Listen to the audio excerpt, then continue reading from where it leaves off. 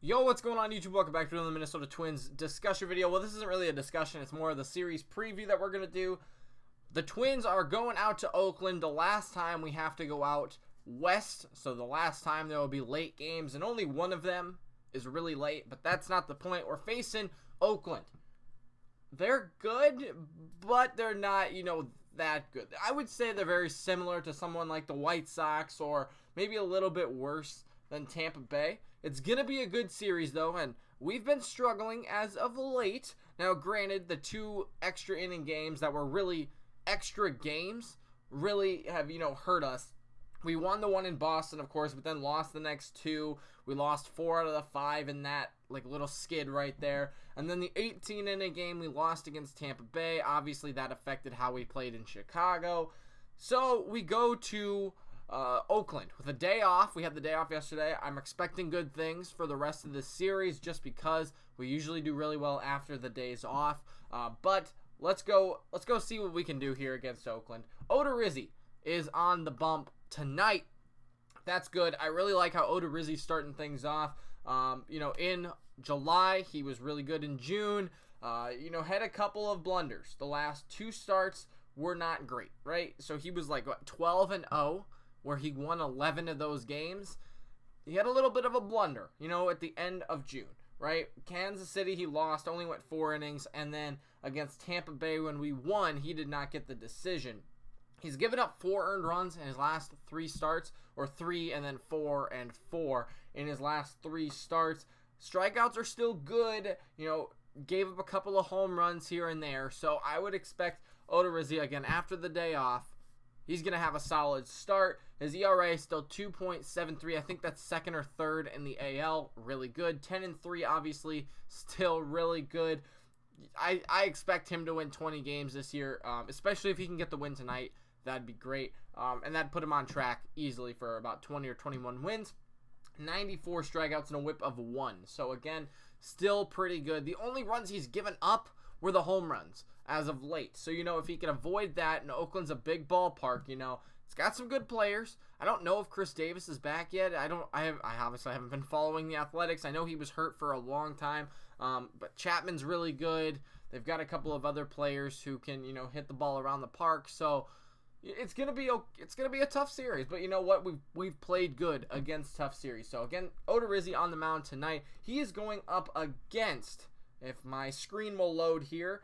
I've never heard of this guy. His name is Mangden.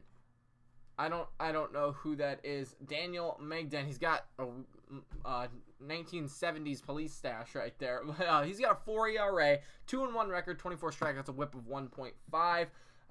Is he a reliever or did he just sign? He's only played in 6 games this year. So I guess I don't know anything about him besides the fact that his last start was a win against St. Louis. He pitched 6 innings, gave up 4 hits, no runs. But in the start before that, when he played the Angels, he only went 2 1/3 innings and gave up 6 hits and 6 runs. So, which Daniel Mangden will we see, I guess, is the point. Again, though, facing Odorizzi with the day off. It is a bigger ballpark, so I don't know how many home runs we'll hit, but it's a wide park, and that means we can put the ball in the play into the gaps, and that's what Buxton and Polanco and Arias have done. So we'll see how they manage the home run hitting thing, if they can keep it going here, or if they could just get some small ball wins. That's always great, but I expect this to be a win. I think that with the day off and Odorizzi pitching, it's going to be a win just because of how strong Odorizzi has been.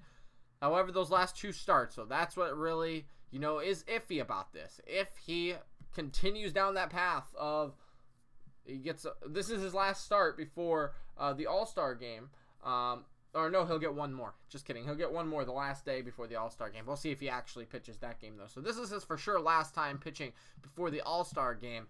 So we'll see how, that trend continues. Again, it's the same thing for him as well as the rest of the team. If they could just get to the All-Star break, I think we can have a major reset and then start looking at more pieces that we can go collect. So I expect a good start from him. That's really all you can ask for. So now let's go to the second game, which is Gibson versus Anderson. Let's take a look at Gibson. Gibson's been good.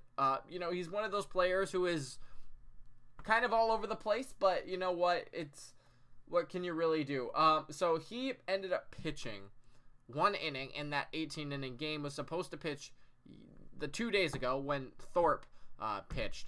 But Thorpe did really well, and I expect good things out of him moving forward.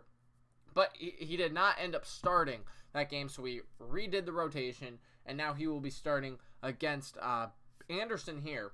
In his last 3 starts, he's been all over the place. Like I said, his last 3 starts, he went 8 innings, then 4.1, and then 7 innings. He gave up a couple of runs in those outings, gave up a couple of hits as well, 7 hits or so in those outings, except for the one against Kansas City where he was absolutely shut down. But he's still getting strikeout numbers. That's good too. It's really going to depend on which Gibson we see. And I get, that's the point of pitching, right? Every day is different. But Gibson, he's just one of those guys where you just really never know, right? When he's on, though, he is on. And I hope that's the Gibson we see. Obviously, he did throw that 1 inning in Tampa Bay or against Tampa Bay. So we'll see if that really does play an effect on him coming back to pitch. Again, only threw 1 inning, but that inning was, not a day that he was supposed to pitch. So does that throw him all off and everything? I'm not sure. We'll have to see. He's got a 4.21 ERA with an 8-4 record, 88 strikeouts and a whip of 1.2. I expect good things out of this. But Anderson, not a bad pitcher. He's the guy who threw the no-hitter, right, this year, I believe. So let's just take a look at him.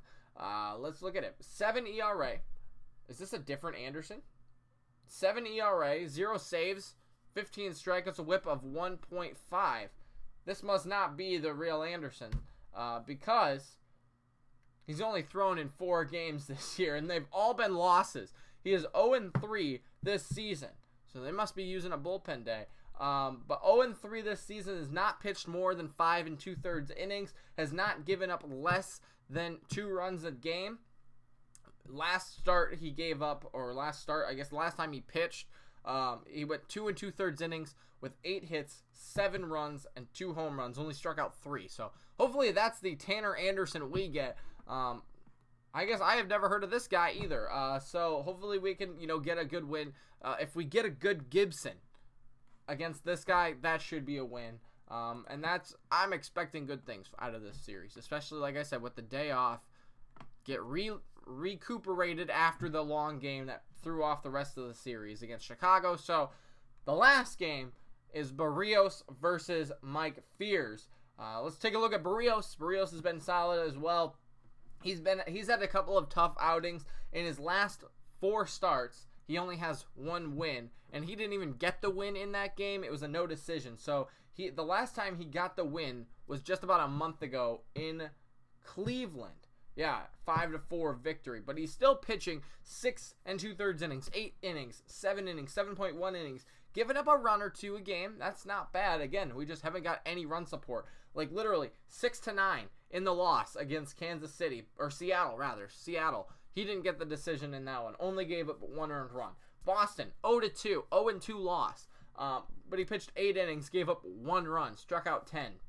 In the win versus Kansas City, he went 7 innings and gave up 2 earned runs, but didn't get the decision. And then in his last start against Chicago, again, not really his fault, but 7 1/3 innings pitched, gave up 3 runs. So the most runs he's given up basically since a month ago when he gave up 3.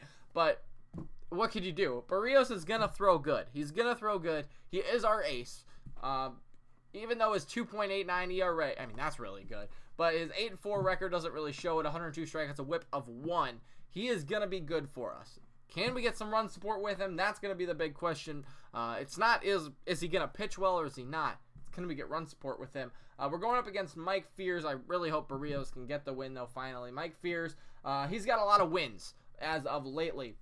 His last 5 games that he's pitched in have been wins. He's gotten the W in 4 of them. This will be a great matchup. The last time he lost was against Houston over a month ago, and he didn't end up getting the loss. He has not lost a game since May 1st. So there you go. I mean, him losing the game. They've lost a couple. They've lost 4 out of his last 10. Just kidding. That's not true. I don't know why I just said that. He's lost 2 of his last 10. but he has not gotten the decision in those losses. In his last start, he throws 6 innings basically every single time, gives up about 1 or 2 runs a game, 4 to 5 hits a game, and strikes out about 4 or 5. Very consistent. I mean, if you go to ESPN and look at his stats, it is almost identical in his last 5 starts. So if he gives Oakland 6 innings of 1-run ball, is Barrios going to, give up 1 bad pitch? It might be a 2-run home run and we lose 2-1. I don't know. I say we take the series 2-1. This would probably be the game we do lose since Barrios just can't seem to get run support. But obviously, a sweep would be great, especially going into Texas. That's a tough game. Texas has been playing well. So is Oakland. They're 46-39. So again, very similar to Cleveland, very similar to a White Sox team, maybe even the Rays team.